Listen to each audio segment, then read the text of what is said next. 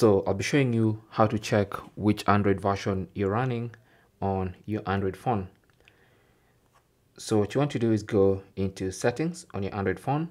Now I'm using pure stock Android on a Google Pixel. It might be slightly different for different Android phones, but what you want to do is go into settings, and on the settings page you want to scroll to the bottom and find about phone. Tap on that, and then now you want to look for the software information, normally called Android version. So tap on that, and then tap on the actual Android version, and you can see already it's Android 14.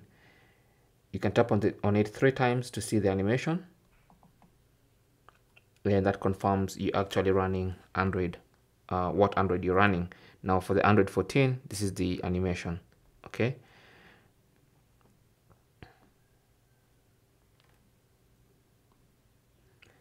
Now, if that didn't help you, then you can always go to settings once again, and on the main settings page, just search for Android,